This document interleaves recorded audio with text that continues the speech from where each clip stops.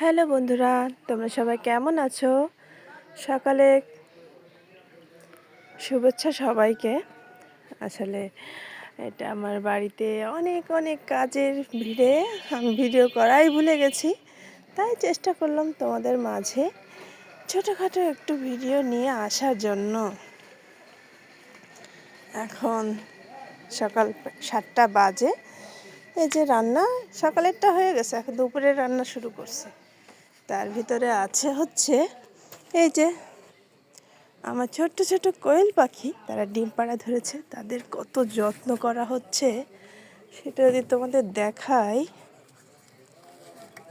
যে তাদের জন্য পর্দা করে রাখা হয়েছে ঠান্ডা না লাগে। এই যে আমার ছোট্ট ছোট্ট কোয়েল পাখি, এই যে তারপরে আরও আছে।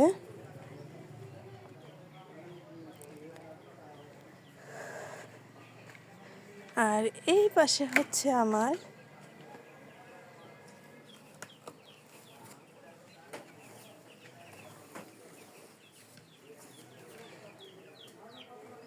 এই যে এটা হচ্ছে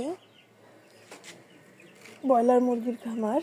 যদিও অল্প স্বল্প করে উঠাই, একা একা করে তো পারি না, চেষ্টা করি সব কিছুই করার। এই যে তাদেরও ব্রুডিং চলছে, মাত্র 4 দিন বয়স, এদের ঘুমিয়ে আছে।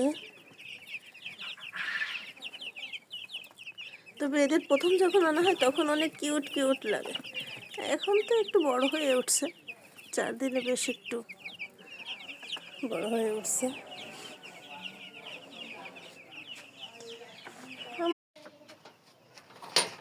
আর এটা হচ্ছে আমার দেশি মুরগির খাবার। যে তারা আটকা পড়ে গেছে।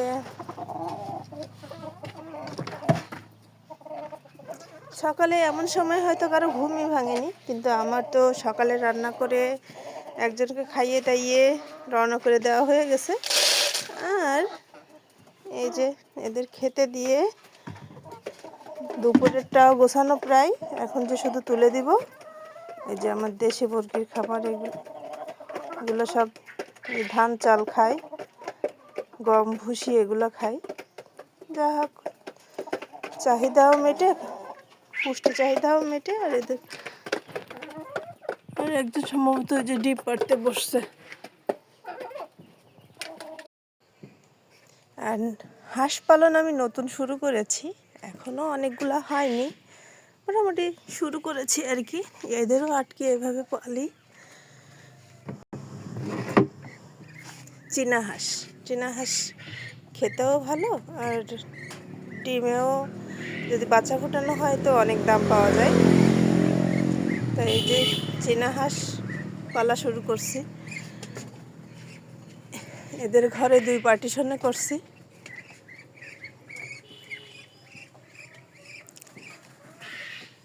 এদের খাবার দেবো একটু পরে,